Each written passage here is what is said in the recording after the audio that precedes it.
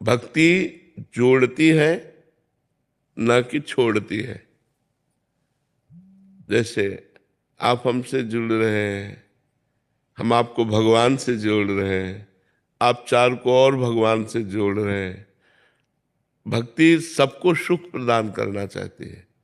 अब जैसे पत्नी है, उसे पता है मेरे पति को भक्ति से चिढ़ है, तो हमें चाहिए कि अंदर से राधा राधा जपना चाहिए और पति की अनुकूल सेवा करके गृहस्थी को बचाए रखना है, गृहस्थी को धर्म से युक्त रखना है, संबंध विच्छेद ना होने पावे। अब पति भक्त है और पत्नी, तो पति को भी चाहिए कि अपनी भक्ति को गुप्त रखे और पत्नी को अपने अनुकूल बनावे। उसको ऐसा ना समझने दे कि हम भक्ति करेंगे तो आपके सुख में बाधा पहुंच जाएगी।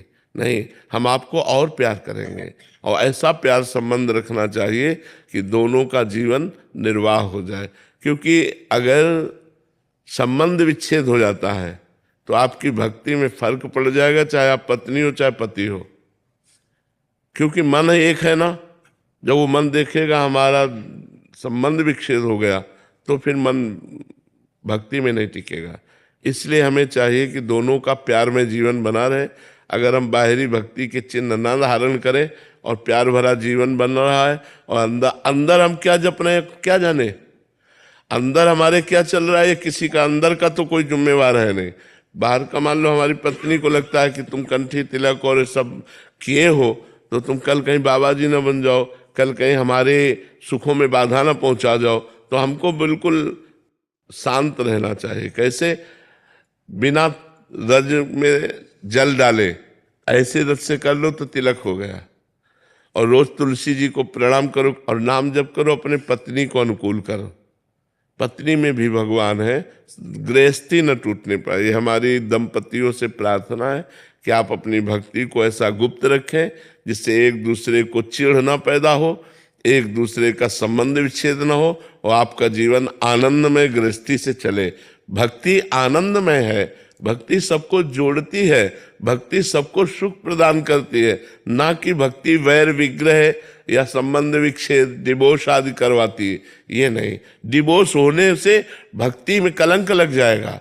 भक्ति तो डिवोर्स होने से बचाती है। हमें लगता है बहुत सावधान रहना चाहिए। कभी ऐसी ज्यादा हठपूर्वक कि पत्नी हो, आप ठाकुर जी विराजमान कर ले, पति को पसंद नहीं, आप दिन भर पूजा में लगी पत्नी, तो ये नहीं करना है। हम अंदर से राधा राधा जपेंगे और जब पति नहीं होगा तब सत्संग सुन लेंगे मोबाइल से और चुपचाप कभी साल दो साल में पति को अनुकूल करके वृंदावन आ जाएंगे, नहीं तो अपना हम पति की सेवा में रहेंगे।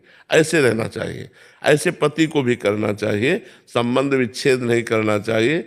हाँ, अंदर की भक्ति को देखो, अंदर अंदर रावण की लंका में रह करके विभीषण जी ने भक्ति कर ली कि नहीं कर ली? कोई तिलक नहीं लगाते थे, कोई बाहरी ऐसा नहीं करते थे, नहीं तो कैसे कर पाते राक्षसों के बीच में? पर अंदर राम राम राम राम राम, उसी से भगवान की शरणागति प्राप्त हो गई।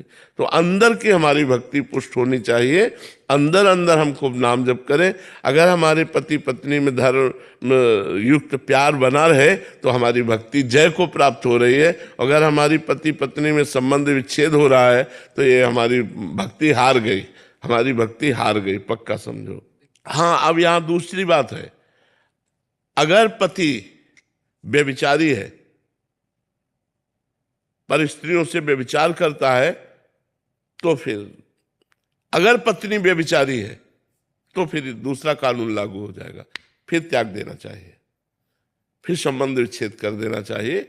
अगर पत्नी अपने अधीन है तो चाहे रोज गाली दे, कभी उसको त्यागने का शब्द नहीं है। एक दोष पर त्यागा जा सकता है, यदि पति पर स्त्रियों से व्यभिचार करता है तो पति को त्याग देना चाहिए, और अगर पत्नी पर पुरुषों से व्यभिचार करती है तो उसका त्याग कर देना चाहिए। ये हमारे शास्त्र की आज्ञा है, और कमियों पे नहीं। लेकिन यदि वो व्यभिचारी है तो कितना भी सुंदर और धनी हो उसका त्याग कर देना चाहिए।